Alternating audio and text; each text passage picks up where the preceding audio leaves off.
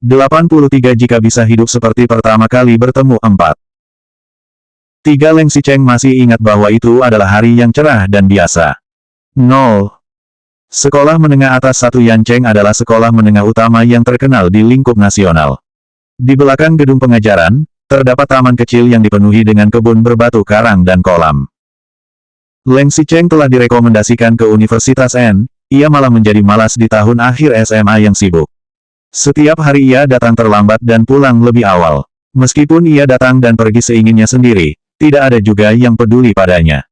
Leng Xicheng saat itu sangat suka naik sepeda gunung titanium untuk berputar-putar di sekitar halaman sekolah selama waktu belajar mengajar. Ia tidak perlu mengatakan betapa senang hatinya saat melihat anak-anak lain yang menderita karena harus belajar di kelas. Pada hari itu, Leng Xicheng tetap mengendarai sepeda gunungnya seperti biasa sambil mengenakan helm pengaman dengan saklar kecepatan. Ia mengayuh sepedanya melewati tikungan, batu, dan jembatan kecil. Ketika sepedanya melaju dekat kebun berbatu karang, ada sebuah belokan tajam. Ia segera mengangkat roda depan sepeda dan melakukan drift yang indah. Tiba-tiba, Leng Xicheng berhadapan dengan sebuah sosok bergaun hijau yang secara tak terduga masuk ke dunianya. Brak!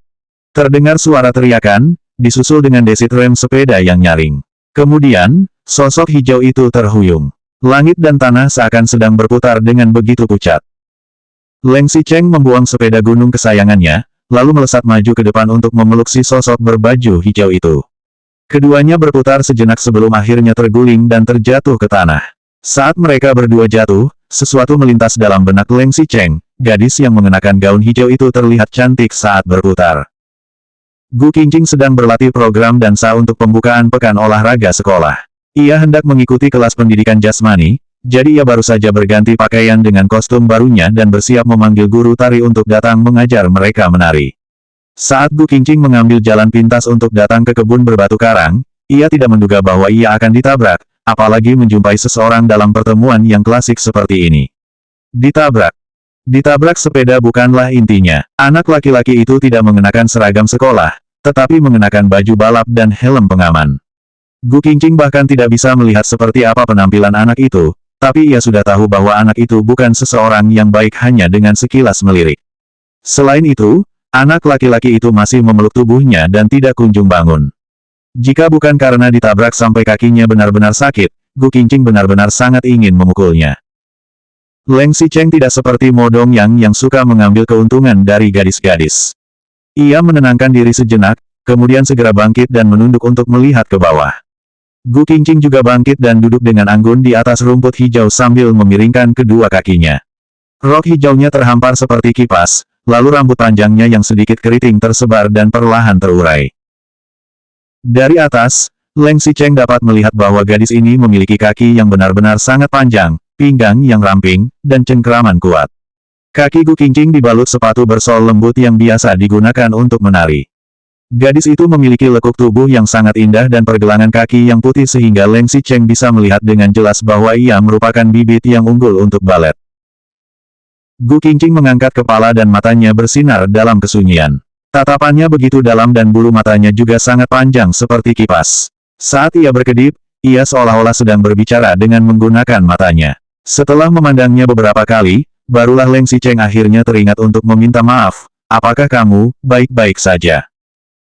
Leng Xicheng mengulurkan tangannya untuk membantu Gu Qingqing, tetapi ia malah tidak mendapatkan apapun. Gu Qingqing mengabaikannya dan berdiri sambil bertumpu pada bebatuan kasar di kebun berbatu karang itu. Kemudian, gadis itu menggelengkan kepalanya dengan keras kepala, tidak apa-apa. Suaranya juga sangat bagus, pikir Leng Xicheng lagi. Apakah kamu mau pergi rumah sakit? Tanya Leng Xicheng sambil sedikit mengernyit.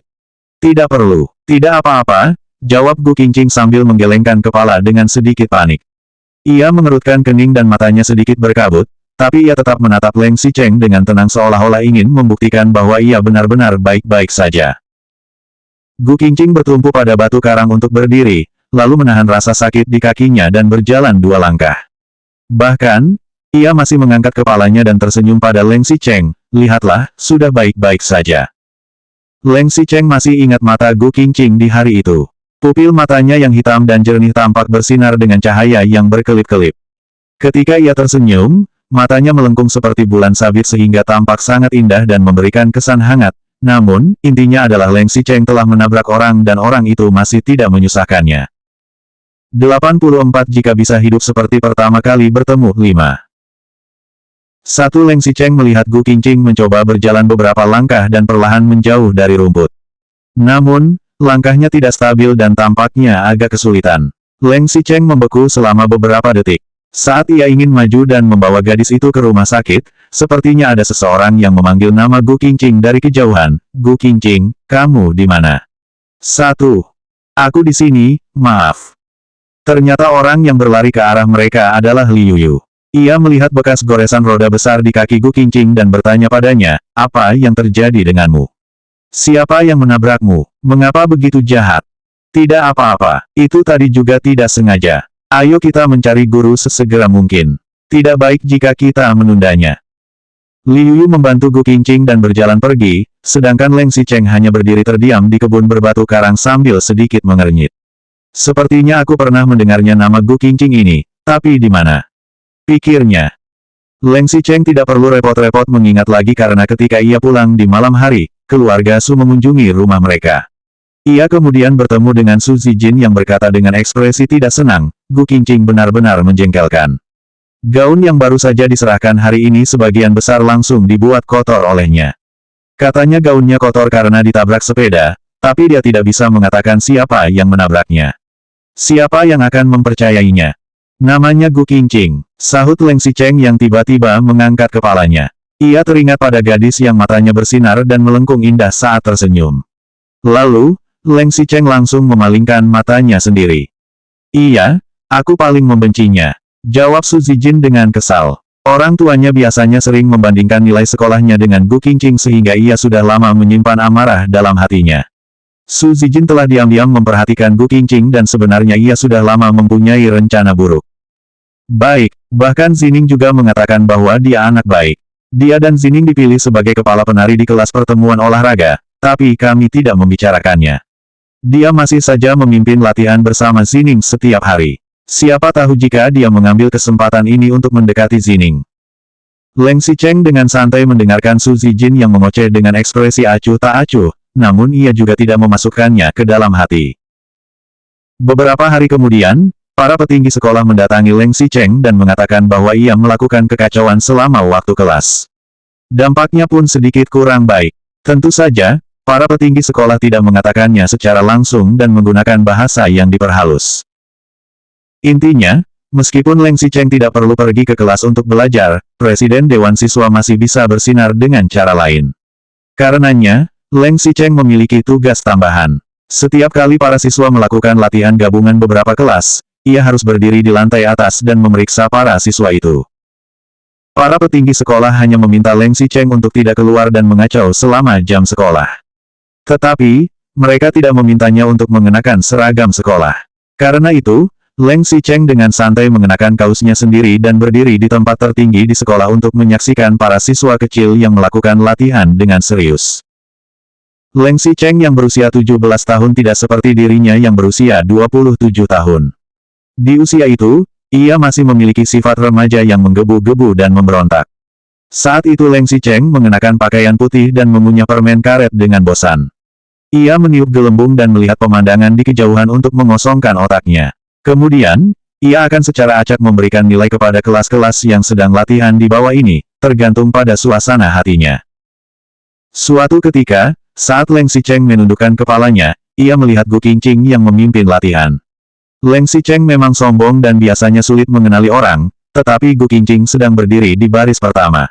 Ditambah lagi, Leng Xicheng baru saja menabraknya belum lama ini sehingga jelas meninggalkan kesan mendalam. Gu Qingqing jelas mengenakan seragam sekolah yang sudah jelek, tetapi matanya bersinar terlalu cerah. Matanya melengkung saat tersenyum, seakan bintang-bintang di langit benar-benar jatuh ke dalam matanya. Leng Xicheng mengawasi Gu Qingqing dengan serius. Ia mengira bahwa setelah dirinya menabrak Gu Qingqing, gadis itu pasti telah mengenalinya. Saat itu, Leng Xicheng masih belum memberikan tempat untuk Gu Qingqing dalam hatinya. Hanya ada sedikit perasaan bersalah. Bagaimanapun, ia menabrak orang lain dan bahkan juga menyebabkan masalah untuk Gu Qingqing. Leng Xicheng benar-benar ingin melakukan dan menunjukkan sesuatu. Namun, ia kemudian melihat Gu Qingqing yang menginjak udara dan terjatuh di depan semua siswa sekolah. Selanjutnya bab 85 jika bisa hidup seperti pertama kali bertemu 6.